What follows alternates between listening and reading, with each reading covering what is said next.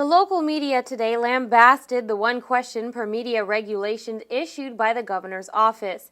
It was yesterday in a release sent to all local media by Director, Press and Public Affairs Christine Shearer. It stated the briefing will start at 4:10 p.m. today and last 15 minutes. Due to the number of attendees, questions from the floor will be limited to one per person with a follow-up if need be.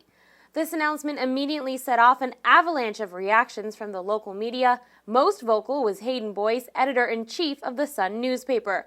Boyce said, "This, in my view, is a blatant insult to the journalists and by extension the people of this country, if for no other reason than it demonstrates the lack of transparency and openness which has sadly characterized the operation of the Advisory Council since its formation." WIV4 News Director Louis Caesar joined in accordance with other media and commented, "WIV4 News shares similar views with our local media counterparts on the matter at hand. There are several questions that the TCI public would like to have answered, and all can appreciate that the local media institutions play a vital role in conveying such information. To this end, we are asking for your most favorable reconsideration of current restrictions during today's and future Advisory Council press briefings." Devon Williams, owner of Blaze FM, came to our studios and expressed his sentiments about the entire issue. I think the public basically needs to know more. That uncertainty is the worst part of the situation. It's like if you're lost at sea and you just don't know where you are. It's worse than knowing that you're 10 or 15 miles from the shore.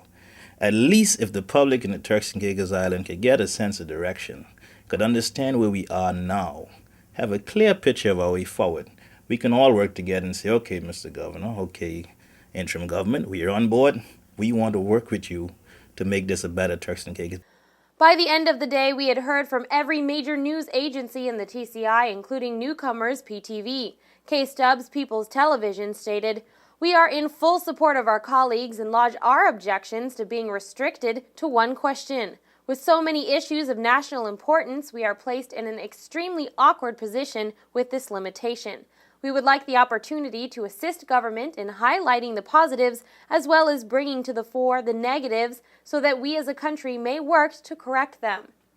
While the TCI Weekly News senior reporter Gemma Handy added, "I appreciate the governor's time is stretched, but there's only a handful of media agencies here.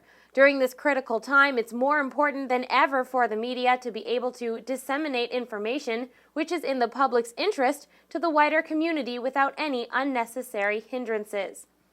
Christine Shearer, after receiving the flood of responses by the media, sent a response this afternoon stating that the one question per media house rule will not be reassessed. Her statement read, "Each journalist will be allowed one initial question with one follow-up question. This is specifically intended to help you, not hinder you.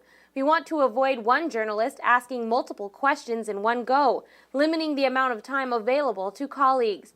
During my discussions with a couple of media houses this morning, I was told that some of you wanted to ask 9 questions at a time. With 8 journalists in attendance, we were not able to accommodate these requests. It is in everybody's interest that each journalist has an equal chance to question the governor and the council. As such, we will keep to this format."